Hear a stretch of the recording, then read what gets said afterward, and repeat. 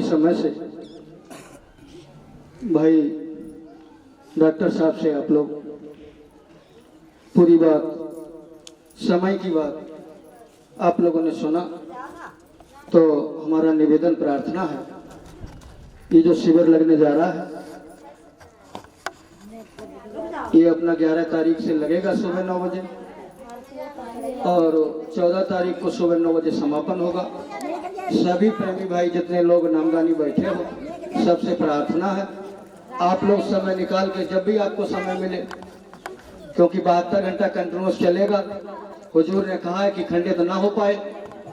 और इसमें अभी डॉक्टर साहब मन से बोले हैं कि हमारी आपकी शायरी जो आगे मुसीबतों का पहाड़ गिरने जा रहा, और ये ऐसा नहीं कि किसी महापुरुष का आश्राफ है, ये सब हमारे किए हुए कर्मों की सजा हमको आपको मिलने जा रही है। क्योंकि गुरु महाराज एक बार बता रहे थे कि एक बार सभी देवताओं की मीटिंग हुई, सब देवता उसमें बैठे थे, तो उसमें आपस में ये परामर्श होने लगा कि जो देवता सबसे ज्यादा निकृष्ट हो वो यहाँ से चला जाए। तो सब देवताओं की नजर गंगा मां पर देखने लगे, सब लोग उनकी तरफ। गंगा जी एकदम हाथ जोड़ के खड़ी हुई कि आप लोग हमारी तरफ देख रहे हो, समझ रहे हो कि कलयुग के जीव जाते हैं और मुझ में डुबकी लगाते हैं, जो भी अच्छे बुरे कर्म होते हैं मुझ में छोड़ देते हैं, चले आते हैं। तो गंगा मां ने इस बात को स्वीकारा बिल्कुल कि आपकी सोच तो सही है, लेकिन कई उन पापों को मैं अपने पास नहीं रखती। उन्होंने इशारा कर दिया समुद्र देवता की तरफ। बोले मैं तो जाके, क्योंकि गंगा मां समुद्र में विलीन हो जाती है, बोली मैं तो समुद्र देवता को दे देती हूँ। एकदम से समुद्र देवता खड़े हो गए। समुद्र देवता ने कहा कि देखो ठीक कहा कि कलयुग के जीव गंगा जी में पापों को छोड़ते हैं और गंगा मां मुझको दे देती है, लेकिन मैं भी अपने पास नहीं रखता। बोले आप कि मैं तो इंद्र देवता को दे देता हूँ। अब जब इंद्र देवता का नाम आया तो इंद्र देवता हाथ जोड़ के खड़े हो गए। इंद्र देवता बोले बिल्कुल सही है, गंगा मां यानी कलयुग के जीव गंगा में, गंगा समुद्र को, समुद्र मुझे दे देता है, लेकिन मैं भी अपने पास नहीं रखता। बोले आप? बोले मैं तो मेघों को दे देता हूँ। अब मेघराज खड़े हो गए हाथ जोड़ के, बोले बिल्कुल सही कहा। बोले हम भी अपने पास नहीं रखते। बोले आप क्या करते हो? बोले हम तो जो है जैसे जिसके कर्म होते हैं, बारिश होके जैसे जिसके कर्म होते हैं उसके ऊपर छोड़। कहने का मतलब प्रेमी भाई बहनों, सीधी सीधी बात समझो। ऐसे अभी डॉक्टर साहब ने बताया कि कर्म फांस छूटे नहीं, कहते करो उपाय। कितने भी आप उपाय कर लें, जो आपने किया है आपको भरना पड़ेगा। गुरु महाराज बताते हैं कि कर्म फांस छूटे नहीं, कहते करो उपाय, और सदगुरु मिले तो उबरे नहीं तो धक्का खाए। अगर समय का महापुरुष मिल जाए, इनकी मौज हो जाए, ये अगर अपनी दया बरसा दे तो प्रेमी भाई बहनों यानी उसमें थोड़ी राहत मिल जाती, राहत मिल जाए। तो देखो ज्यादा समय नहीं लेंगे, काफी समय हो गया। तो देखो हमारा निवेदन प्रार्थना, देखो जितने लोग हो सब लोग समय निकाल के आते रहना, आपको यहाँ सब व्यवस्था सुविधा मिलेगी। यानी कहने का मतलब भजन करने के लिए कंबल भी मिलेगा आपको, कंबल बैठने के लिए आसन भी मिलेगा। लेकिन आप लोग ये निश्चय समझ लेना, बात को बहुत गहराई से लेना। जो हुजूर ने कहा है कि विश्व की 26 यानी 90% आबादी कम होने जा रही है, ये बिल्कुल निश्चित होने जा रहा है। और ये देखो आपकी बात नहीं, जल्दी जल्दी में 5 मिनट समझो। अब उससे पहले इसी धरती पर सूरदास जी महाराज 550 वर्ष पहले इसी धरती पे आए थे। अब से लगभग 550 वर्ष पहले हम पढ़ते थे, तब नहीं जानते थे। हाई स्कूल के काव्य संग्रह किताब थी, उसमें हम पढ़ते थे। उसमें लिखा है, उन्होंने एक सूरावली नाम की पुस्तक लिखी है, सूरदास जी महाराज ने अभी नहीं लिखी थी, 550 वर्ष पहले लिखी थी। तो उस सूरावली पुस्तक में लिखा है कि रे मन धीरज क्यों न धरे, संवत 2000 के ऊपर ऐसा योग पड़े। वो लिख के गए 550 वर्ष पहले कि संवत 2000 के ऊपर ऐसा योग पड़े, पूरब पश्चिम उत्तर दक्षिण 24 काल फिरे, चारों दिशाओं में काल। उड़ विमान जागे अंबर को, ग्रह ग्रह युद्ध करे, सहस्र बरस लग सतयुग व्यापे, धर्म की बेल बढ़े, अकाल मृत्यु जग माही व्यापे, प्रजा बहुत मरे, और काल व्यान से वही बचे जो गुरु को ध्यान धरे। 550 वर्ष पहले बता के गए हैं। तो देखो आप लोग जिनको गुरु मिल गए, सबसे प्रार्थना है आप जो है 24 घंटे में जितना आपको समय मिले, कम से कम 5-6 घंटे भजन 3 दिन जरूर करना।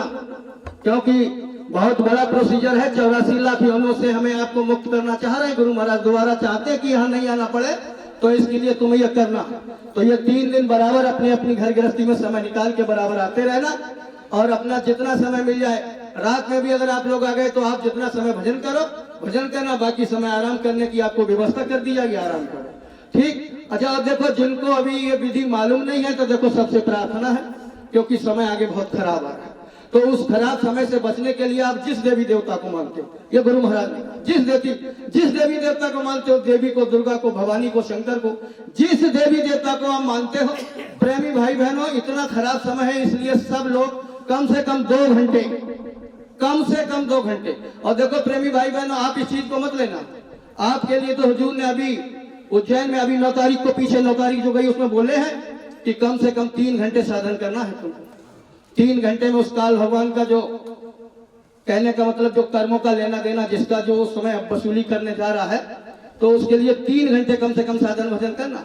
नहीं तो लिख लो तारीख, गुरु महाराज बोले हैं कि अगर तुमने मेरी बात को अभी नहीं माना और तुमने अभी साधन भजन नहीं किया, तो आगे एक ऐसा समय आ रहा है कि तुमको रो रो के भजन करना ही पड़ेगा। इसलिए भाई बहनों प्रार्थना, और जिनको अभी गुरु मिले नहीं है, उन सब माताओं बहनों से हमारा निवेदन है कि आप जिस देवी देवता को मानते हो, उनसे बैठ के प्रार्थना करो, उनसे आराधना करो कि हे दयालु दया कर दो, और जो है हमारे घर परिवार में सुख शांति बनी रहे, हमारे घर परिवार के लोग जो है शुद्ध शाकाहारी रहे। क्योंकि देखो, ये तो आप सब लोग समझ लो कि अंडा, मांस, मछली, शराब का तो सेवन अपने अपने परिवारों में आप लोग बंद कर दो बिल्कुल। अगर कोई घर परिवार में खाता है, प्रार्थना करके विनती प्रार्थना करो, उनसे कहो, समझाओ, क्योंकि इतना भयंकर विनाशकारी समय आ रहा है। उसके लिए हुजूर ने कई सालों पहले ये लिखवाया था दीवारों पे कि आगे का समय विनाशकारी और बचे वही जो शाकाहारी, यानी आगे का जो विनाशकारी समय आ रहा है, उस विनाशकारी समय में हुजूर ने इतनी दया कर दी है कि जो लोग शाकाहारी होंगे, जो लोग देवी देवताओं को मानते होंगे, जो लोग देवी देवताओं की आराधना करते होंगे, जो उन देवी देवताओं से प्रार्थना करते होंगे, उन सब की आगे उस विनाशकारी समय में बचत हो जाएगी। तो देखो आप लोगों ने समय दिया, आप लोग दरवाजे तक आए, हमारी तो बड़ी इच्छा थी, क्योंकि हुजूर ने देखो इस समय कुछ ये अंडारे भंडारों की भी व्यवस्था ब्रेक लगा दिया कि अभी ये अंडारे भंडारे में लोग लगे रहते हैं, सत्संग सुन नहीं पाते हैं। तो हमारा बड़ा इच्छा थी सत्संग हो जाए, क्योंकि बहुत समय से नहीं हो पाया, और अब गुरु महाराज की दया रही तो बराबर ऐसे होते रहेंगे, क्योंकि इससे होने से हमको थोड़ी ऊर्जा मिलती रहती है, हम लोगों का मनोबल ऊंचा रहता है। और देखो जब भी कभी सूचना मिले तो सत्संग यहाँ कुछ ये थोड़ी जाता है, तुमको बात बताई जाती है, मान लोगे आपका लाभ हो जाएगा। तो देखो इन्हीं शब्दों के साथ हम आप लोगों का तहे दिल से आभार व्यक्त करते हैं कि आप लोग हमारी सूचना पर हमारे दरवाजे तक आए और आपने सत्संग सुना। अब एक प्रार्थना और है कि आप लोग जो है थोड़ा सा प्रसाद बन गया है खीर का, और आप लोग तसल्ली के साथ बैठ के सब लोग खा लें। गुरु महाराज की दया से खूब है, खूब बढ़िया तरीके से बैठ के तसल्ली से खाओ, और उसके बाद सब लोग अपने अपने घर जाओ। और प्रार्थना यही है कि अपने अपने घरों में सब लोग, यानी जिसको मानते हो उसकी बैठ के कम से कम 2 घंटे सुबह शाम, यानी सुबह में, शाम में, या जब आपको मौका मिल जाए। इसी खंडे शिविर में तो गुरु महाराज बोले कि जब मौका मिले तब बैठो। हम तो देखो 14 नवंबर जब से आए हैं बाबल से, तब से बराबर मंच लगा हुआ है, जब मौका लगता है बैठ जाते, क्योंकि हुजूर ने कहा कि जब मौका लगे तब बैठो। तो इसमें सबको लगने की जरूरत है। तो इन्हीं शब्दों के साथ जय गुरुदेव। तो पाल सिंह भाई जरा आस्ती बोले जय।